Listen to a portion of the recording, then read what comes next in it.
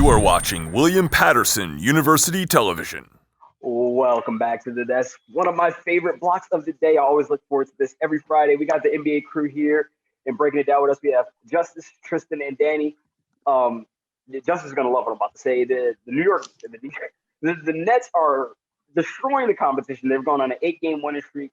They swept the West. They beat the Lakers, the Clippers. They just destroyed the Magic last night by 37.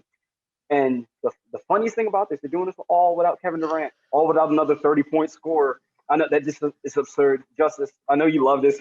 What's the best thing the Nets have showed you in this winning streak?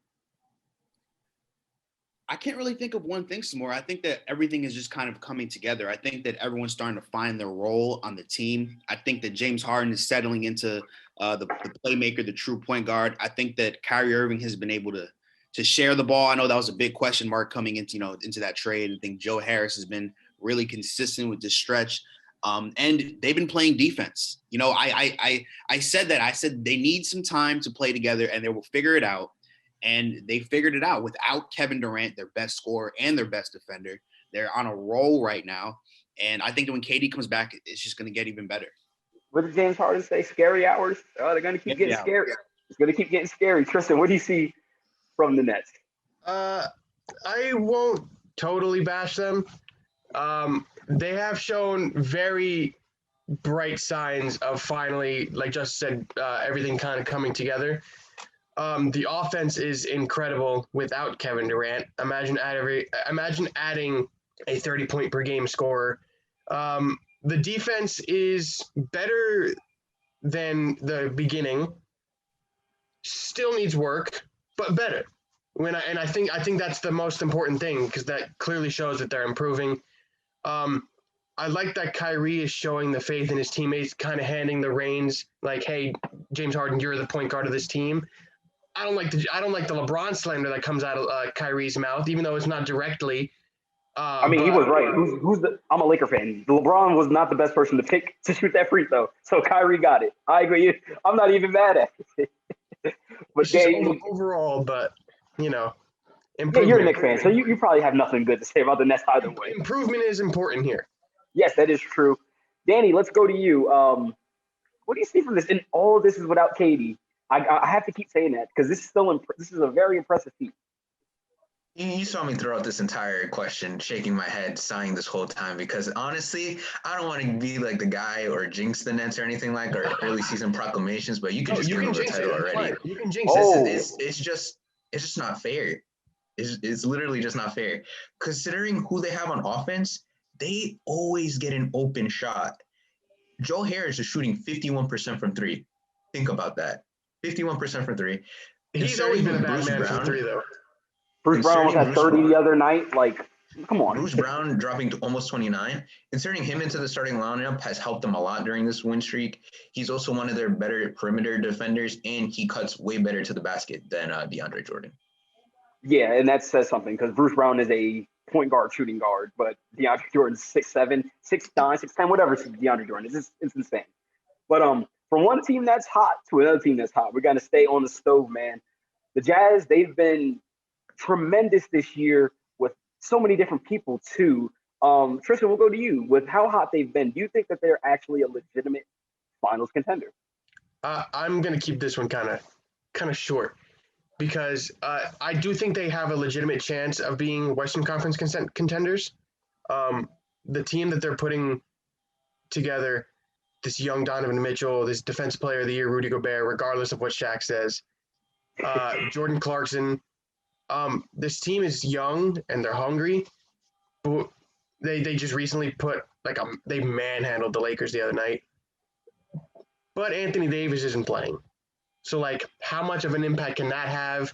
You got to imagine that when the Lakers are fully healthy, when Anthony Davis is coming back, the level that they might play at. So, yeah, the Jazz are a very good team, and I think that the Jazz they blew a 3-1 lead. That's not to discredit what they're doing because they are playing incredible. Of course, Justis, what are you looking at from the Jazz? Yeah, I gotta agree with Tristan. I'm not completely sold on the Utah Jazz. They have been playing great. I love Donovan Mitchell, love Rudy Gobert. But the playoffs are a different story. And even if, let's say Anthony Davis misses the playoffs, let's say this injury is more, knock on wood, but, more severe than they say. I'm still not sold that they'll be able to beat the Nuggets.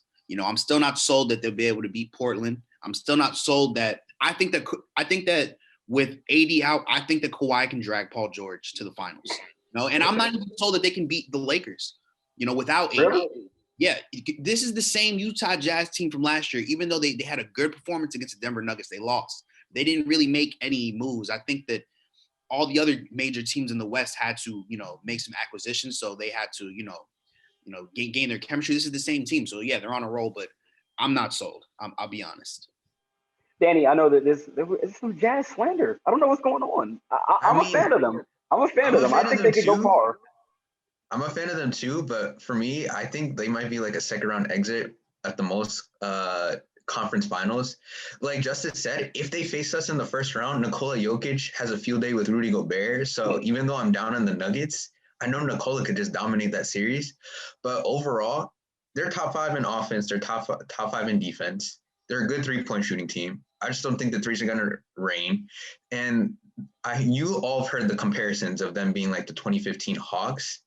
I think that is a good comp in the sense of it's a good comp, but the saving grace for them is they have Donovan Mitchell, who's a star and who can get in his own shot.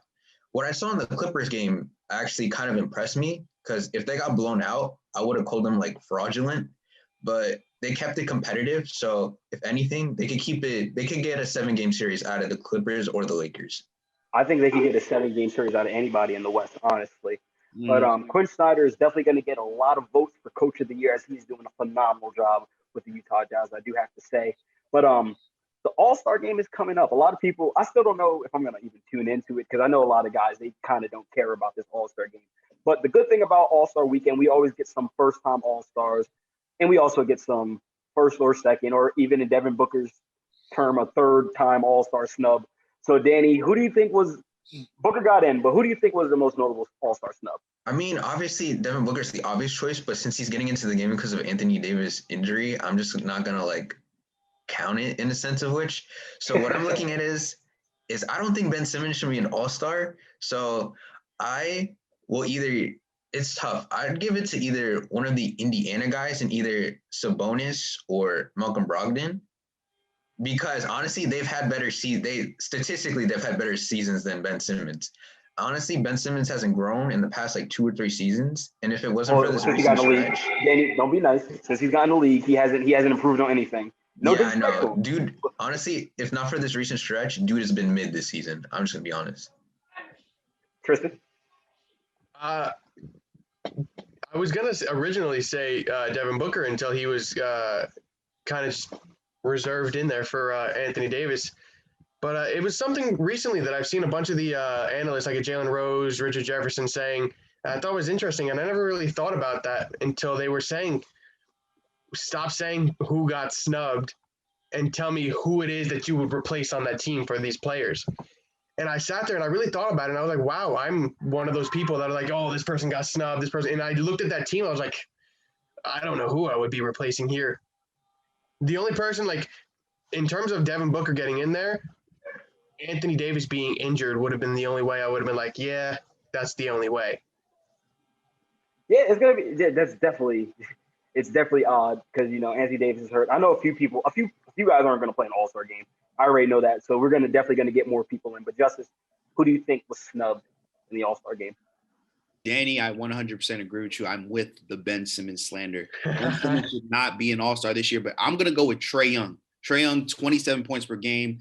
9 assists, 43% from the field. Ben Simmons is shooting 16% from 3. I'm not giving him any excuses, okay? He should not be an All-Star. But 16 points per game. Yeah, that's not All-Star numbers. But to switch the focus to the Western Conference, this isn't exactly a snub, but maybe like a starter snub. I think that Damian Lillard should have started over Luka Doncic. I'm being honest. Yeah, I'd agree. He led in all the votes except for the fan vote, and somehow that was breaking the tiebreaker. So I completely agree with you there. It's amazing how slept on Damian Lillard is every year. Hey, a few blocks ago, Danny said 4 for 4, so make it Wendy's, man. Because I totally agree. Damian Lillard definitely should have been a starter. But Quickly before we end this block and end this episode, can I get a one-word answer from every single one of you guys? What team needs to make a big move before the trade deadline coming up on March 25th? I will go first, and I think it's the Los Angeles Lakers. I think they need to get some depth with the bigs. Losing JaVale McGee and Dwight Howard in the same offseason and then getting Marc Gasol in return definitely did not help the Lakers. He's too sluggish, too slow. Looking for somebody like maybe like an Andre Drummond, because Andre Drummond wants to win. That's why he's kind of trying to get bought out. But I definitely do think that the Lakers need to make a big move before the trading deadline. Danny? I want to see. I heard like Lowry to the Sixers. I would love to see that happen, just so there's some form of competition in the East for the Nets. Yeah, I did say that the Masai Ujiri wants to give him a reward for being so loyal to the Raptors, and I saw Clippers, Philly. I saw a few teams in there. But it's going to be interesting to see where he ends up. Tristin? I would like to see Philly make a trade for the simple fact that like the Nets offense is absolutely incredible. So you're going to need all hands on deck to beat them. But if Philly gets someone that can help put points on the board, I think like Joel Embiid is going to manhandle DeAndre Jordan. I don't think there's a competition. Joel Embiid might average 50 on DeAndre Jordan in all reality. So if they can have somebody that can help score, maybe like a Brad Beal, I don't know who they would trade for him, but I think Wizards are winning too much, unfortunately. Yeah, the Wizards want everybody to make a trade. Justis, close us out, Justis. You hear this more. They're dying to take us down. They're pleading for someone in the East to take us down. Already, not going already. to happen. I already need them down. The Nets are going to the finals, and we're beating the Knicks first round. As for the The Knicks have been winning so much, they might get a 5 or 4 seed. Hey, you never know with the Knicks right now, man. At this point, second round. The 4 seed is 500. That's how weak the East is this year. Yeah, the East is that's why I said we're walking really bad. The Eastern Conference. Exactly. It's really bad. I've never seen it like this, and we've grown up where the West has always been stronger than the East, but it's never been this bad. The Nuggets, the 8th seed, would be the 4th seed in the East. It has been. Yeah, it's been bad before. It's been kind of bad before. But this is like new levels of bad.